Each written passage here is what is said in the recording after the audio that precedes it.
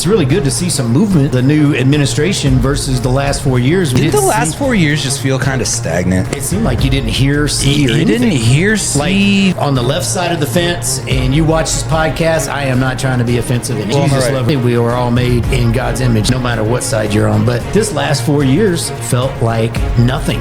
We have those things here too, though. We have 80,000 U.S. military veterans who are United States citizens. So to me, the word asylee means you are fleeing a war-torn nation. And to my knowledge, there are no wars going on in South or Central America. Now, there may be gangs and it might be off the northern border of Mexico. There's no actual wars.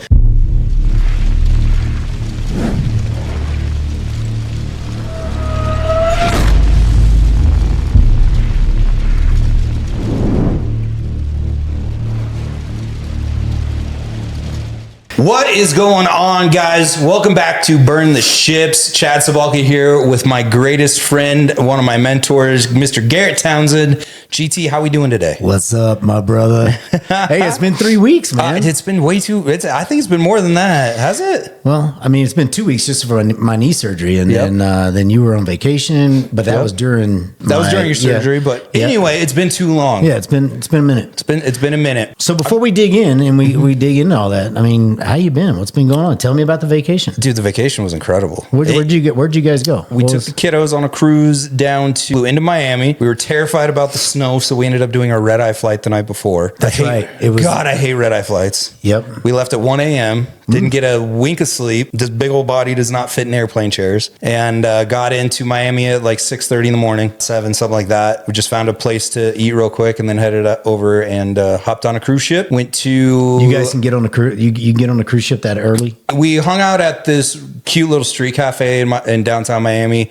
Amazing breakfast. They had the best French toast I've ever had. We hung out there for like an hour and a half, 2 hours. And then with drive time, I think we got there about 9:30, 10 o'clock. We were one of the first ones on the ship. Nice. Our board time wasn't until 2:30, but we just walked up and we're like, hey, we're here. Let us on. So very cool. Awesome. Where'd you guys go? We went to the Dominican Republic, which I would hugely advocate if you ever do a cruise, have the Dominican be a stop. Would that be a place that you would just go for a destination? Oh, heck vacation? Yeah. If I had an option to get there and spend time there, I loved it. The people were amazing, super friendly, super nice. The cruise port was really cool because it was like you got off the ship into a private resort, where other times you're like in a city. Right. But they had this huge pool and dancers and drinks. The beach was right there. And it was awesome. Boys loved it. Kylie loved it. It was fantastic. Then we went to Puerto Rico, which was super, super cool because it's an American territory. And there's always been this talk about it becoming the 51st state. Right. So it was really cool to go there and see it. And then a couple of days at sea and ended at, we went on an MSC cruise, which I had never heard about until a couple of years ago. It's a Mediterranean shipping company. Okay. They started doing cruises. Their ship is spectacularly beautiful. Like super beautiful, not like a party ship like a Carnival cruise, but just very European, I guess. And super beautiful, great food, and we ended at their private island that they have in the Bahamas, and then came home. Back to the cold. So they have their own island. Yeah, pretty much every cruise ship company does. Carnival does. Royal Caribbean does. Yeah. Theirs is super cool. I mean, they're the big dog. So they're the biggest one, and they have like a full water park, like a water world water park. So I haven't been there yet. Dane's actually going there, but yeah, it was amazing. It was a great way to kick off 2025. Real estate agents take their trips in January because we're slow. Yeah, we got out of town right on time. Yeah. You guys were back here in like -8, and I was checking my phone. It was like 83. Yeah, you were hanging out at the beach, and I was knee in the air. You're right, with the ice machine on it. Let's talk about the Bionic Man. How's that knee replacement, man? It's good, man. It's just fat. You see how fat that thing is? Looks like somebody stuck. That looks like my knee on a Tuesday. It looks like an air balloon, man. But it's good, man. And I had my this week. I had my 2-week post-op on Tuesday, and all is well. And it was super worth it. Yeah, it looked good. I was a little worried about the swelling, and yeah, man, they were like, "No, dude, that's good. It's gonna swell. You're active. You're on it a lot. Unless you're just keeping it elevated and iced all the time, it's gonna swell up." And basically, I was, I just didn't know if it was a bad thing or not. It's not running, any high temperatures or anything like that. Good. So we're not worried about infection, but No, she said it was good. She released me on Tuesday to do cardio. I can do stairs. Good. At a slow clip. So went yesterday to the gym and knocked out 30 minutes on level 6. And I didn't even do that yesterday. No, I did. It was awesome, dude. I you felt it a little bit, and it's just, I think because of the swelling, it feels tight, right? But as far as like any pain, it was good. It was good. I Jesus think taking care of you, brother. I think in a few months, man, it's gonna be solid, and after 6 months, it'll be 100%. So yeah, man, I'm excited for you, man. 2025 is starting off on the right page for both of us. Yeah, then. it's stoked. So this is a new for everybody out there. GC and I decided that we wanted to not only just talk about our businesses and our friends' businesses and people we know who are successful and have done amazing things in life, but we also wanted to talk about current events, what's going on in the world right now. Monthly, we're going to do one episode a month where we kind of just do an overview of how we're feeling about the world, what's going on, what's our take on it, what positives and negatives can we glean from them. So I think it's going to be fun. There's a lot to talk about going on right now. It is going to be fun. I mean, because, we always talk about growth stuff, mindset stuff, again, like market, or we have a guest on and, we're about to release Kim's video, talking about getting it all done. By the time this one comes out, Kim's video would have been released. So, if you haven't watched it and you want to check out an absolute rock star of a mom and a real estate agent who does everything at an elite level, click back a couple of videos and watch Kim Delahaney's video with us. Yeah, so we're going to have all those guests, but we decided this would be cool. And, because I was watching, I watch a lot of different podcasts, RAF, Andy Frisella is one of my favorites. Love Andy Frisella. And they just kind of do this surf the internet, right? Where they just surf the internet and they find all these topics, and a lot of it's pretty humorous, right? But, for me, I was like, dude, let's just do a once a month, like current affairs or current events, like things that are going on around the world, and pick some stuff that's maybe a little serious and maybe some stuff that's kind of funny or whatnot. I mean, I think that a lot of it is funny. So it's a new thing. I'm excited about it. I think it'd be fun. I'll obviously leave the hooks in of what this podcast is. Yeah. Like you said, growth, burn the ships. Yeah. When you make a decision, you stick to it and you figure out a way to make it work, and you strive every day to be a better version of yourself. So looking at what's going on, what people are doing, and like I said, what stuff we can glean from it. And one of the big things, we got plenty of political talk we can talk about. There's lots of it, and we're going to. But the Super Bowl was decided a couple days ago on who we got. And I think, much to the chagrin of much of America, it's Philly and KC. So, and I think it's going to be a good Super Bowl. Normally it's like that.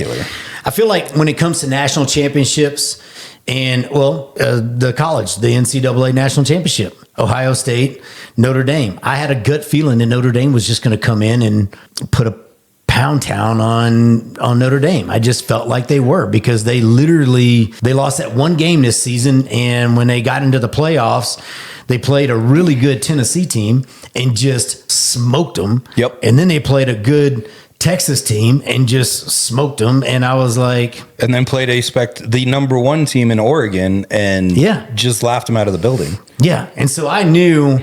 I think the whole world. Or wait, did Notre Dame play Texas? Who played Texas? Ohio State. They did play Texas. They played Ohio. Did they play Oregon and then Texas? No, Oregon was the final game. Okay. It was the semifinal. Yeah. So they just beat the snot out of all three teams. They bodied everybody.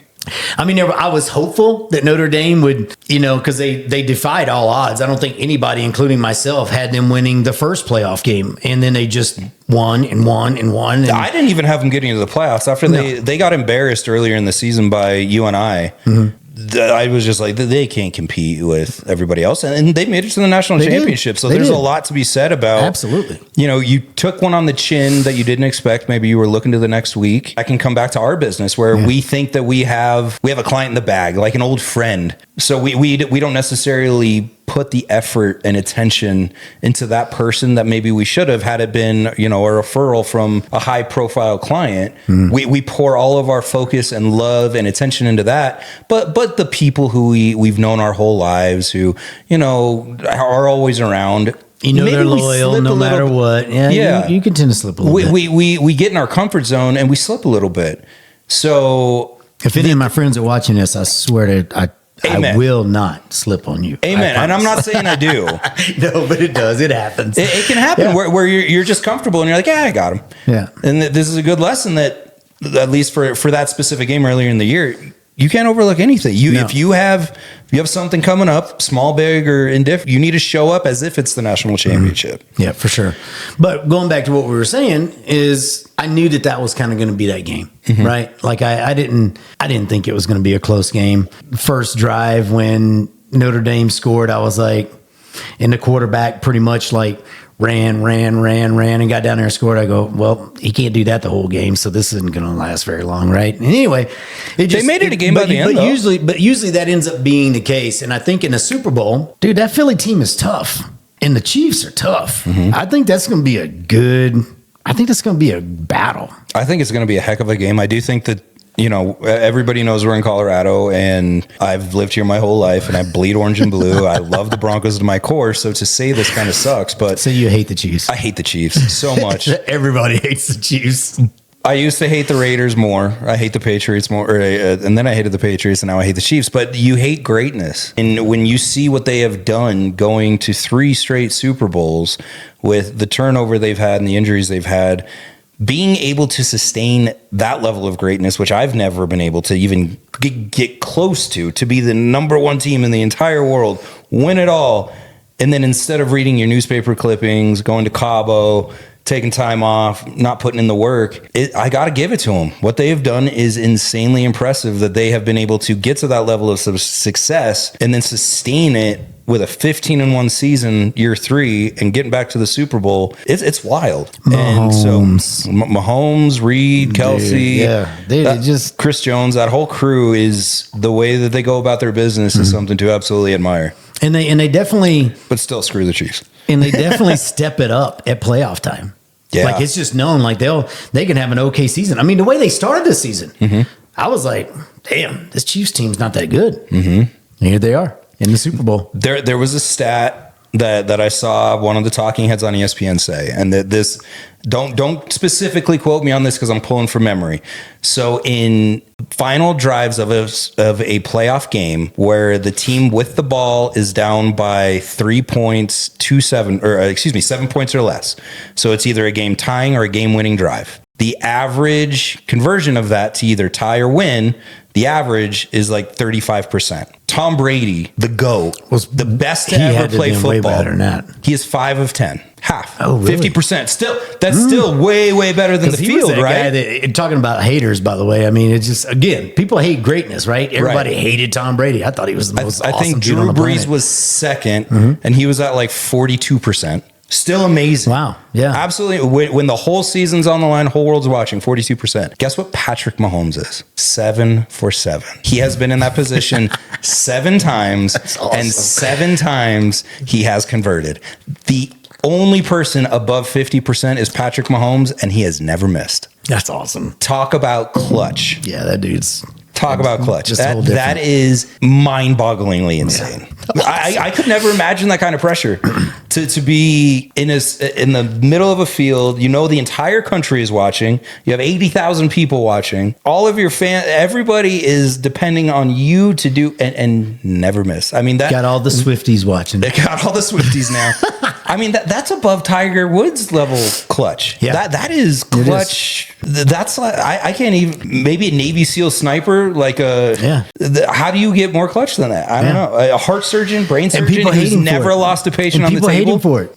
It's so funny. It's like, I remember all the stuff with the Patriots and the cheating and, investigations and this and that. And now you hear with the Chiefs, it's like all the memes out there with Mahomes, and all the funny memes where he's making out with the refs and all the funny stuff. I mean, it's just always, people hate, man. Yep. They hate success. And I just love it. I love it too. I literally, honestly, and I know you hate it because it is the Chiefs, but when somebody's that dominant, I have mad respect for it. Like if they literally went 5 Super Bowls in a row, I'd be like, dude, move over, Tom Brady, because here goes Patrick Mahomes. When Tom Brady retired, everybody said nobody would sniff his, to ever be the GOAT. And what does he have, 7 or 6? Patrick Mahomes is already right there. So he has 7. He's or got 6. 7. And he played for a long time. I think Patrick Patrick still has what? At 3. least a decade left in him? Oh, yeah. 10 years? Easy. How old is he? I want to say he's only like 31. Well, he never really gets hit or anything. So, I mean, he scrambles a little bit, but yeah, but even when he scrambles, he slides. I mean, I never see him really taking any like major shots or anything. Yeah. So, yeah, I guess he Well, could go it's 'cause you another can't. decade. It's a 15-year I mean, penalty. imagine what that dude can do in another decade. Right. Especially with Andy Reid. Another subplot of the Super Bowl, to me at least, is Saquon Barkley.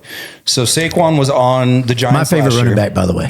Absolute gangster. Since Barry Sanders? Barry Sanders. Yeah. Barry Sanders, all-time favorite running back of all times. Barry Sanders good. Really? Like, he's ridiculous. I got him on Mount Rushmore of running backs along with Sanders. So what he did this year from a personal standpoint, like for his own personal life, he was very public in wanting to be with the Giants forever. He never wanted to leave.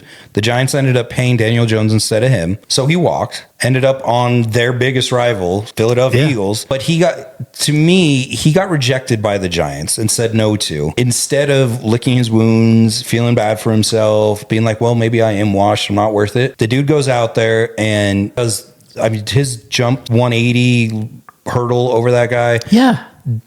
Oh my God. Absolutely insane. Plus the stats he put up, the leadership that he showed was off the charts. Yeah. But the thing, I mean, think about it, man. I And mean, now he's in a Super Bowl. But you're playing for the Giants. When was the last time they were good? True. I mean, it's been forever. And now you got a chance to go play with Jalen Hurts and the Eagles. Right. But try to feel from like an us perspective. That's like if Remax came to me and said, "Chad, we're sorry, you're not producing enough, or we want to put our focus into this team instead of you, and we appreciate what you've done, but then you go to Compass, but then I go to Compass or Real or whatever, and you just explode, and I light it.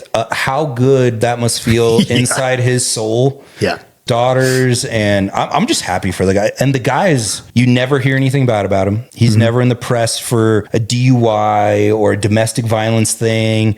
He shows up like a quarterback. He's the first one there, last one to leave. And there was a couple of times this season where he was like this close to his career rushing high.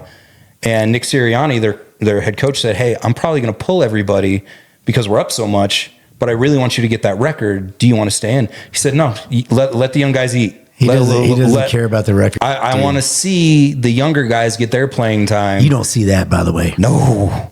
That's amazing. I mean, we're talking an all-time record. Yeah, that's very selfless. And you don't see that in professional sports. Hardly ever. Right. I mean, let's face it. But you know what? You look at the guys that are in there, like you said, very selfless. Saquon Barkley, without a doubt, the best running back in NFL right now. Easily. I love Derrick Henry, but Saquon best quarterback in NFL. You look at Mahomes, and I think Hurts is right there. I mean, dude, Hurts is a stud too. You look at selfless Coach Reed, best coach in the NFL. Players on both sides. That's why they're where they are. Right. I mean, they're team guys. And that's what Tom Brady always had. He took team-friendly deals all the time to be able to get guys like Gronk re-signed and Randy Moss and the defensive players re-signed so that he could keep winning, and it worked out pretty good for him. Those team guys, I mean, they get the joke, right? It's always like it's better to have a small piece of something bigger and greater than to have the biggest piece of something small and not great. That's not a joke. That is factual. And so I think a lot of people just miss the mark on that. Completely. And those teams and those guys that see it, they're like, they'll sacrifice for that Super Bowl championship 3 in a row, almost. Yeah. You get so many other opportunities when you have the contract right in front of your face. Instead of saying, no, I want more, taking a little bit less so you can get better players around you, but then you go be successful and you get other opportunities from that. That's really telling to a lot of our life too. Yeah. Instead of taking this big piece here, investing into our businesses, or instead of doing this, that, or the other, we push it down the line and we stay focused on our goals. Yeah. Or even fitness, just going back to our personal lives, instead of taking the instant gratification in life, saying, no, I'm going to pass on that for now. I'm going to say no to that piece of cheesecake. Yeah. I'm going to say no to buying that thing. And instead I'm going to take that money and do another ad campaign or something for my business. Right. You're always going to end up better. Yeah. Always. 100% of the time. Discipline piece that most people don't have, except for the entrepreneur or the people that are very successful. They have that discipline. And that's why. Right now, today, they can walk away. Y'all can't see it, but it's a blizzard outside. I have to drive about 40 minutes to get to my boy here. I could have phoned it in. I could have been like, it's snowing like crazy. I don't feel like driving across town, but I needed to come in here and do this. Yeah, I had to. I had a burning desire to get in here and do it. Sitting up behind my computer at home, doing this, that, or the other. hanging out with my best buddy. It's all worth it. When I was watching Andy Frisella the other day, they talked about an outbreak of monkeypox. You guys need to go look it up. It is hysterical. You know what's so funny? Well, first of all, I think you and I are safe from monkeypox based on what they said, how it's transmitted and what. I think we're pretty safe. Yeah, I'm pretty safe. But I think the funniest part about it was they were talking about China put out like a news bulletin that there's like this outbreak of monkeypox of like 10 people or something like that. And then they were like 3 hours later, they're like, the threat has been contained. And then, like just a couple hours later. Explain it to everybody. So, because you're just cracking up and nobody gets the joke. It's funny because you got Andy and he's busted out laughing. And who's the dude that does it with I can't remember his name. But anyway, they're laughing about it because they're like, dude, it's China. You know, all they did was just go kill these guys or whatever and go, hey, the threat's contained. I mean, like, it's funny, man. There's so much crazy stuff going on in the world. Monkeypox, though, I'd never even heard of it until that episode. And then I had to like look it up and whatnot. And I cracked up even more. But what else we got going on? So we got, well, I mean, the last couple of weeks we had the inauguration. Big news. We got, you know, Trump signing, I don't know, 150,000 executive orders. Yeah, in one day or 2 days. Dude, he came in swinging. Dude, he did. I don't want to turn this into a righty or a lefty or whatever, but I tell you what, it's really good to see some movement in the new administration versus the last 4 years where... Did the last 4 years just feel kind of stagnant? It seemed like you didn't hear, see, or you anything. didn't hear, see, like nothing was getting done. And I'm sorry, man. Look, you're on the left side of the fence and you watch this podcast. I am not trying to be offensive in any way, we shape, love or you form. too, just as much as we love I'm a people on the Jesus right. lover, so I think we were all made in God's image. So I love you no matter what side you're on. But this last 4 years felt like nothing. Yeah. And the only things that did feel like something was the negative side of it, the inflation and everything else. But you just didn't. I feel like this dude just jumped in and in 1 week done more than what they did in the last 4 years. And love him, hate him, whatever you want to say. The action speaks for itself. Well, let's talk about some of those actions. So let's get a little specifics. When he got in, he enacted a whole bunch of border policies that he had prior. Yeah. And I saw a graph that was really, really telling. It showed the last 21 days of the Biden administration, the average number of contacts with Border Patrol and people coming into the United States was 2,100 per day. When you say contacts, what does that mean? That means the Border Patrol agent made contact with somebody coming into the country illegally. 2,100 per day was the average last 3 weeks. 15 million over the last couple of years. Right. I don't know. I don't think that's number of people. I think that is number of contacts. So that could be a group of 100. Okay. It could be a group of 2. It could be one person. Okay. But 2,100 contacts across the entire southern United States, Arizona, New Mexico, Texas, California. During Trump's first week, average was 302. One of those days was 46 across the entire southern United States. So we have seen what essentially equates to a 90% reduction in contacts in a single week. That's insane. Yeah. That is absolutely insane. Yeah, it'll probably get down to like 20 a day by the time it's all said and done. That can't just be related to things that he has done, but to me, it's the news to the people who want to come into this country illegally.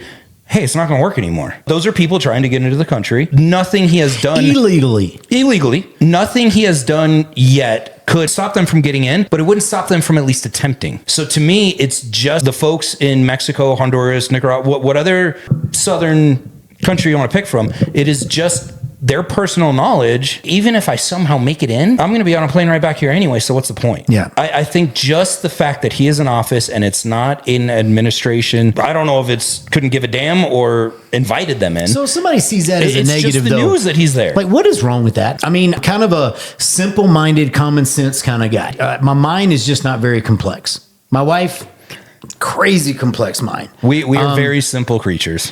But I'm probably more simple than the rest. I mean, to me, it's common sense, farm smart, right? I just don't understand what's wrong with that. But you can bet there's a lot of people out there really pissed off about it for some reason. And to me, I'm just like, what's wrong with the fact that that now, talking about immigrants and whatnot, that now, just since he's been in a week, how many people have we deported that have just been on like social media and the news and whatnot? I just saw something the other day on social media where they were talking about this, the lady that's over were. I didn't Well, she go was into out on raids in New York where Yeah, they raided like a group, got like 15 people, and several of those people had multiple warrants for robbery, child molestation, all this different stuff. I mean, in just one raid, and she was Right. like on the raid with them, and of course, it made social media and whatnot. And, Of course. and but I think that she's actually boots on the ground, going on raids. I think that she is the person that. God, what is her name? So, anyway, how many people are they? They're literally going gangbusters, man, and I love it. I mean, Yeah. right here in town, right here, Aurora. That made the social media rounds for sure. Yeah, it was. There was those guys that were part of that Venezuelan gang that decided to put themselves on video that was making social media, where they were forcing themselves into people's apartments at gunpoint and stuff. Yeah, they essentially took over an entire apartment building. Yeah. And those same people now, Rachel said that she saw on social media where those same exact people. Yep. 46 people were arrested over the weekend in a raid on that specific apartment complex. And they for everybody who thinks that they're all just well and good people, no, they had ARs, AK-47s. They found oodles of drugs from fentanyl I just to don't opiates. get what's wrong with that. Yeah. Like, why anybody with something between their ears can look at that and see that there's a problem with that. So I think a lot of the left and AOC and all of her followers call them asylees. They're seeking asylum. But to me, I've been down to Juarez. I've in Mexico, which is a pretty rough city. I've built homes for the homeless down there. Just like we have homeless up here, they have homeless down there, and been down there on missions to build homes for these people. I did not know that. Oh, you didn't? Yeah. Cool. Went down there, built a dozen or so homes. Very simple homes, but when you see what they're living in, it's nice. We have those things here too, though. We have 80,000 U.S. military veterans who are homeless. Currently United States citizens. So to me, the word asylee means you are fleeing a war-torn nation. And to my knowledge, there are no wars going on in South or Central America. Now, there may be gangs and it might be off. I get that. But the northern border of Mexico, there's no wars. There's no actual wars. If people were coming here from the Ukraine or even Gaza, which would be really, really, really hard to vet them. But if people were coming from these places where there's legitimate wars going on, 900,000 Russians have died trying to invade. Yeah, I just heard that the other day. I think that was maybe Andy that said that. And I think about 380,000 Ukrainians have died defending it. It was 600? Yeah, it was like 900 and 600. So and I was blown away by those numbers. I was like, oh my God. Soldiers have died. Or no, I think President Trump said that. The civilian casualties have to be off the... Yeah. If people are coming from that type of hellscape environment... Yes, bring them in. When I went down there, we're talking about criminals that just want to come here, exactly, and they're not all criminals. I will give them the benefit of the doubt that it's maybe 5 to 10% criminals and 90% people just looking for better work. But at the same time, if you are that person looking for better work, you have to do it legally. My great grandparents, they did it legally. I don't get to break the law. I'm an immigrant from both sides of my family. Yes, I'm white. My one side of my family came from the Ukraine. The other side came from being adopted in Canada, but originally from Wales. Everybody here is an immigrant. Yeah. But I have documents that my family came to this country the legal way. Yep. So in a world today where you can do it all digitally, my family had to, through Ellis Island and the whole rest, I just have to imagine it's an easier process today than it was before. And I think that they'll speed it up. Plus, a lot of people died just trying to get here on those ships back in those days. So the process has to be easier today. So if you want to come to this country, we welcome you. We want you here. Yeah, just come legally. Just come legally. Yeah. Again, there's a reason why it's illegal alien is the illegal part. For me, I'm sorry, man. I don't get to be a United States citizen and knowingly break the law and have no consequences for it. I don't get to do it. Nope. Like, I have to drive the speed limit, and if I drive over it, I get a ticket. Or I don't get to just walk into a store and take what I want. and not pay for it. Or if I have a couple of drinks at dinner and I crash on the way home and kill somebody, I go to prison the rest of my life. Exactly. Like it blows my mind. I mean, we have these laws for a reason, and it doesn't make sense to me that people have issue with this stuff. We love everybody. I love every human on this planet. Yeah. If you want to be in this country and productive member of this country, I want you here. And I'm sorry. But And just come again, legally. like you said, we love everybody, right? Let me ask you something. So the world goes to crap. Are you going to make sure that your neighbors have a need what they want before you make sure that your family has a need what they want? I love your my kids, neighbors. My your neighbors wife? are awesome and I love them, but no. We're going to look out for our family first. And I'm sorry, anybody out there can view me any way they want. I am first and foremost a red-blooded American. I am a United States citizen. I love this country with every ounce of my being. And like you said, we have a lot of vets out there that are homeless. I'm sorry, but I would rather see us take care of ourselves first and take care of the people here first that are our people. And then whatever's left over, whatever, then go help everybody else. But this whole idea of wanting to take care of everybody else in the rest of the world and leaving our own people out in the cold, man, I struggle with that, bro. The disabled and homeless veteran stuff makes me absolutely sick. Buddy, I struggle with it like nobody's business. When we look at the amount of dollars we have spent on foreign aid, and I'm very Ukrainian. My grandfather was born in Kyiv. Yeah. Like I'm as Ukrainian as they come as far as American citizens. I would have rather seen every single dollar that we have sent to Ukraine go to our U.S. vets who are living on the streets in squalor, barely able to eat, probably addicted to heroin. But I'm sorry, I don't necessarily blame them anymore. When a soldier goes through what they go through, specifically the atrocities that people saw in like Vietnam, and then come home and get spit on by their own countrymen, of course that's going to break a man. Yeah. Of course it's going to. They deserve, I mean, I can't remember the statistics off my head, but to solve that problem would only cost like $20 billion. Only that's a big number, but we have sent $500 billion to Ukraine. Buddy, some asinine number like that. There was some Take thing a chunk out and get our veterans. You can put up a tiny home for $5,000. Yeah, I think we're going to see a lot of change in that now. God, I hope so. I mean, if there's one thing, again, like him or hate him, I think Trump is truly a patriot, and I think one of the things that I admire about him the most, he doesn't want to do this for money and the things that most politicians do it for. Most politicians, their agenda... His net worth went down the first presidency, and he came back for number 2. Exactly. And, it's truly because I think he does want to make this country as great as it can be, why he has the opportunity to do it. And, I think we're going to see a big difference because he is a patriot. He does want to put his people first. He does realize that, he signed one order that I forget which one it was, but it said that it was going to save our country $1 trillion. Because he was like, by signing this, is this $1 trillion right here. How about $50 million for condoms in Gaza? What was that? The administration last week stopped a $50 million grant to Gaza for condoms. Condoms? $50 million worth of condoms going to Gaza. $50 million in condoms. Genuinely. Isn't that a joke? And that is what the Department of Government Efficiency, Doge, Elon Musk, he's finding stuff like that everywhere.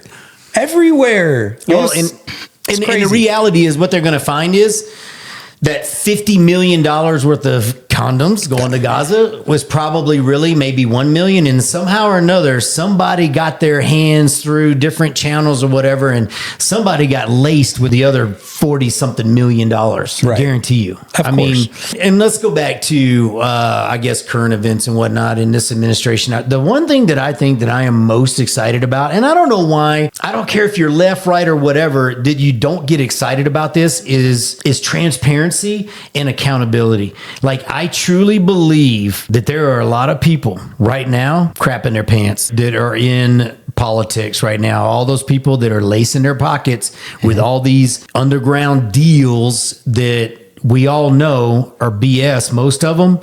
Man, I hope he exposes all of them. I think hope in the next 4 years, years, if nothing else, I just want to see politician after politician just getting arrested, put in prison for the people that we elected that are supposed to be serving us. Yeah, and they're basically just making millions of dollars off the American people with all their under the ground deals with. Yeah, their backroom deals. They get to take a chunk off the top. Or our government has been full of that. Let's face it, for a very, very long time, at least since the 1920s, if not earlier. The last 30 years, really since the global war on terror, I think started. Yeah. I think a lot of politicians use GWAT as an avenue to be able to frankly do whatever the hell they wanted. Yeah.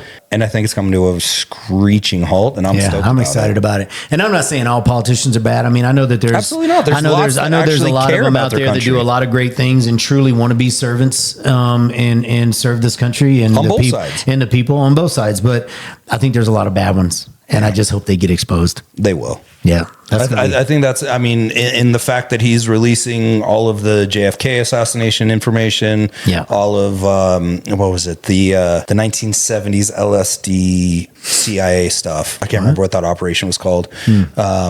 Ultra something. I can't remember it, but I get all my news from social media, so I don't even know. I just can't watch the news. Ultra. It steals every ounce of my time. MK Ultra was in the 1970s. The CIA was. What was that? The CIA was using LSD and other drugs to figure out if they could create super soldiers and the effects they would have on people. They're releasing all this information on that, on the assassinations of multiple people. So it's going to be really. Is that what they made the Bourne Identity movie out of? No, but they made Stranger Things about it. Apparently, that's the story in Stranger Things. But so I'm really excited about that piece of it too. I think the single biggest thing that I am happy about, and it's probably the most controversial thing he's done thus far. So if I lose you, just know I love you. But I think DEI is probably the single most destructive thing that could possibly happen in our country. Having people put in positions above what they should be in from lack of experience, education, whatever, based off of the color of their skin, their sexual orientation, yada, yada, yada. It blows my mind. DEI, for those who don't know, is diversity, ethnicity, and inclusion.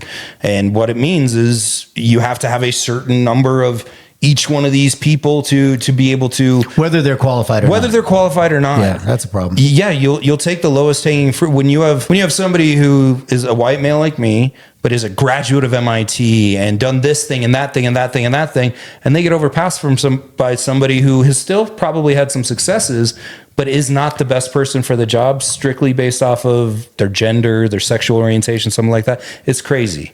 And all it's going to do is lessen America's power worldwide. It is going to give the Chinese couldn't care less. They're putting the best people that they have in the best places.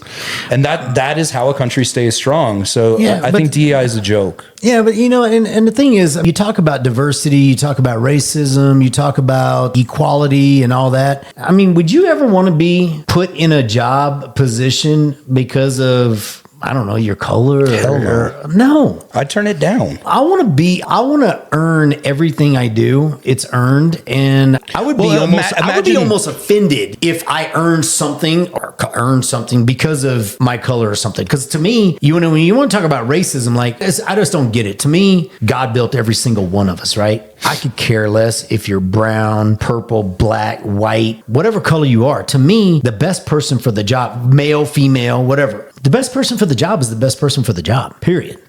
You earned it. You're smart. You educated yourself more. Whatever you did to earn that job, you earned that job. I just don't get it. Well, again, imagine my brain's your simple brain. Yeah. The only way that you and I can probably equate getting a job based on the color of our skin would be is if I took a listing appointment, went to somebody's house, and I have never met these people before in my life, but I walk in and he has a Waffen SS tattoo on his neck. A what? An SS tattoo. Oh, like a swastika or whatever? Yeah, and a swastika on the other side, shaved head, and a Nazi flag. I probably wouldn't take that listing.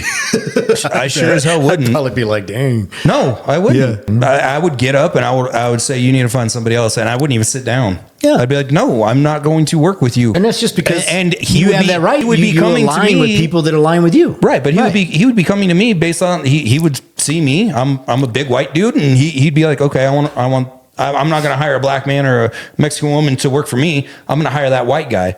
But if I was ever put in that position where somebody, that's the only way I can think about it, is if a skinhead wanted me to work for him. But if somebody came to me with that reason, I wouldn't even say thanks, but no thanks. I'd probably punch him in the face on my way out. Yeah, and the thing is too, I mean, you got to think about it. We choose in our business, because we can, we choose to do business with the people we want to do business with, right? And somebody like that obviously doesn't align with with who you are. So you would just be like, yeah, thanks, but no thanks. Yeah, God bless you. Absolutely. I love everybody, but I would even love that person, but I wouldn't want to work with him. I'd pray for him. Say, dude, you need to figure your life out because this isn't it. He probably wouldn't listen to me, and I move on with my life. You want to go to church with me on Sunday? I know you'd ask him that. I know you would. And the cool thing is Red Rocks would take him, even with all the absolutely tattoos and whatnot. And then I'd take him to Paul Berkey, my tattoo artist, and get those covered up right quick. But I again, just being a simple-minded dude. I think people like to.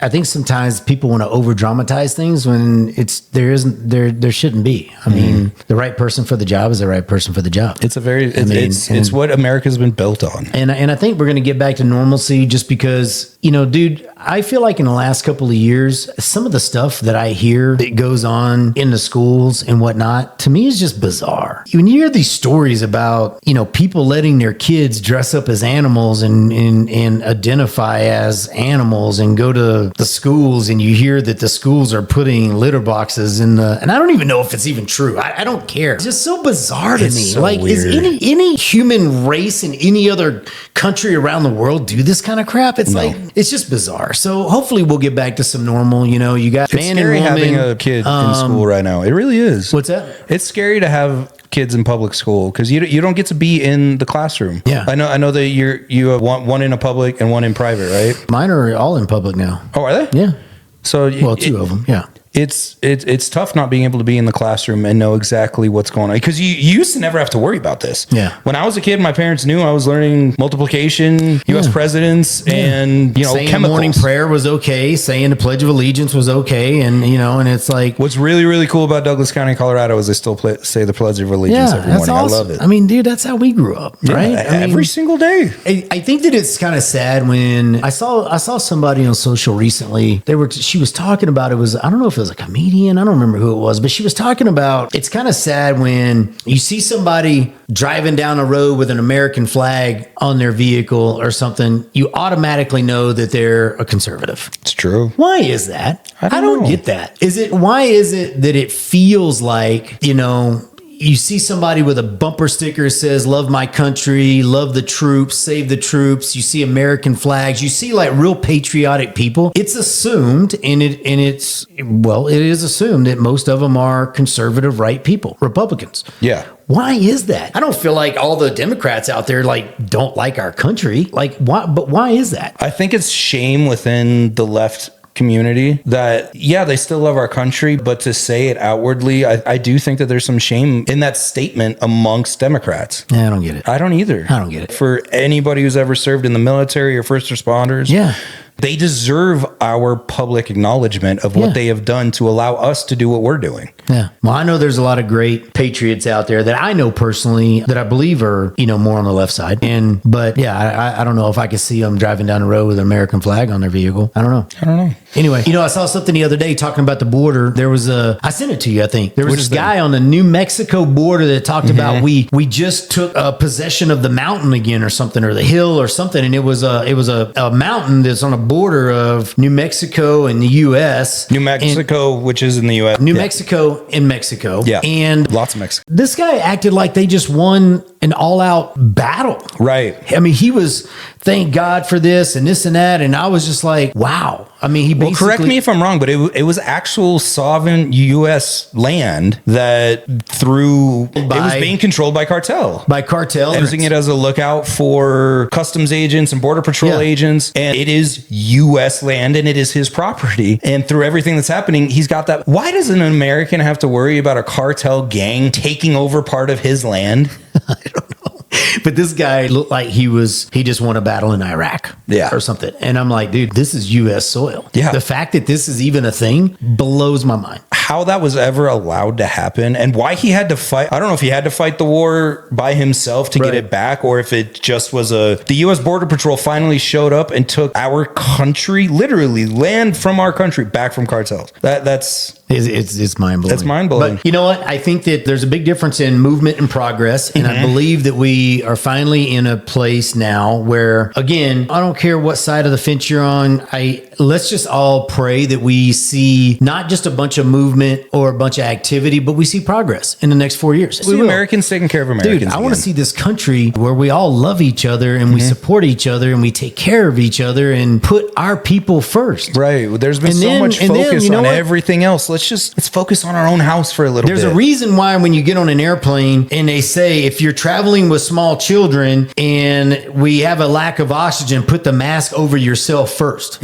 I mean, the reality is the U.S. can't be the powerhouse that can go save everybody else if we don't take care of ourselves.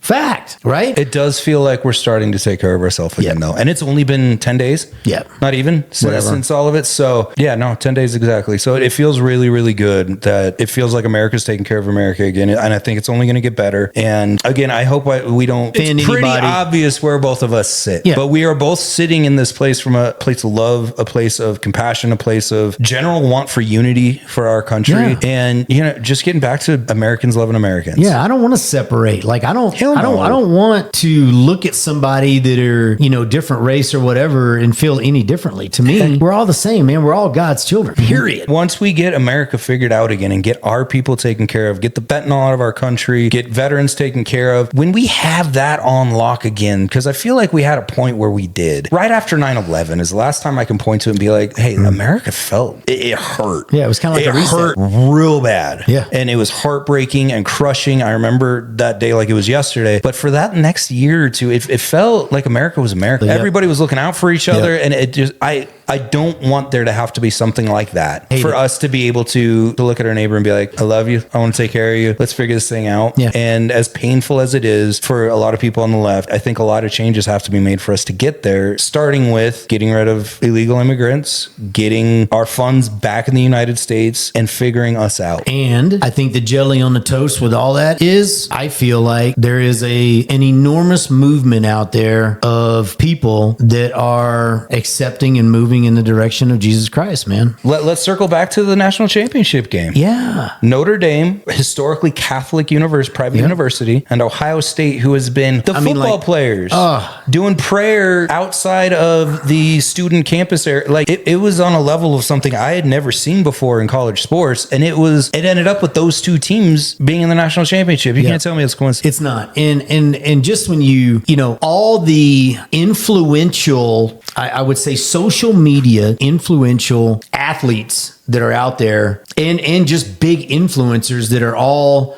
talking about Jesus openly and their faith and whatnot, man, it feels good, bro. I feel like we're finally getting to a point where people are starting to get the joke and realizing that there is only one way. And there's a gangbuster of young NFL players specifically who are just Broncos starting quarterback, Bo Nix. Yeah. All he listens to before he goes on the field is gospel music. Yeah, I saw that. You told me Jaden Daniels starts every single interview with, I'm only here because of Jesus. Yeah, he always thinks his Lord and Savior. I mean, it's and those guys are 20. I think Jaden Daniels is 21, Bo Nix is 24. Yeah. Kids. Yeah. Dude, I know my kids love Jesus, dude. And so it's like, I feel like there's this new generation of young people that are aligned with their faith. They love Jesus. They want to know more. They're curious. They understand it. They're reading the Bible. I think they're more conservative minded. And when I say that, just more like, just makes sense. Like logical. Yeah. Just logical. And it seems really cool and really good. And I'm never going to be embarrassed to talk about my faith. I talk about it openly. And, I know that I used to feel like in business that if you talked about politics or your faith or Jesus or whatever, that, maybe somebody wouldn't do business with you. And honestly, man, it's like if somebody decides to not do business with me because of that, then shame on them. Because I'm going to tell you right now, if some dude was like, yeah, I don't know if I really believe in Jesus or whatever, I'm not going to be like, well, I don't want to do business with you. I mean, if nothing else, I'm going to probably lean into him a lot more, right? And see if maybe I could change that. But I would never, I guess, diss somebody or push them aside because of that. Of course. Ever. And I've worked with very heavy left-leaning people. I have worked with people of the Muslim faith. I've worked with people across the board. I think the only people I wouldn't work with are terrorist and hate groups. Yeah. If you're an open racist, man, get out of my office. Yeah. If you're, I don't see anybody from Al Qaeda trying to buy property in Denver, Colorado. No. But if never they know. did, I would not be working with them. Yeah. But how we doing on time?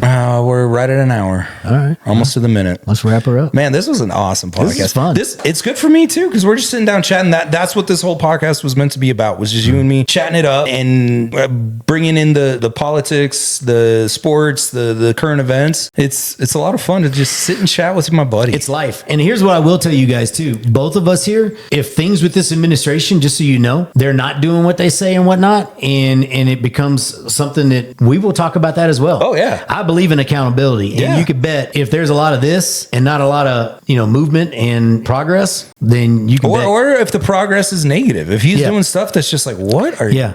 I'll be the first to talk about it. Oh yeah, so will I. Yeah, without a doubt. I don't care who it is. To me, it's like I'll hold accountability where it needs to be held. Accountability is the name of the game for the next 4 years. Yeah. And for me and for you. We did a whole episode on our 2024 accountability. How's it going? It's going pretty good. I mean, I know there was a couple of things you and I talked about that we're not doing, so we need to chat about that. But it's I think for the most part it's going good. Good, man. I'd say I'm at about 70%. Am I happy with 70%? No, but I'm at about 70% right now, and you give me another month, I'll be batting 100%. You get that knee right, and I know you're going to be there. Yeah, for sure. All right, brother. Absolutely. Well, I love you. Thank you guys so much for checking this out. If you like what you heard, go ahead, like, subscribe, leave us a comment. If you disagree with anything that we're saying, we would love to have an open conversation with you guys. So drop a comment below if you think we're completely missing the mark. Share this with your friends and family. If you loved it, please subscribe and turn on those bell notifications so you know when we drop new content.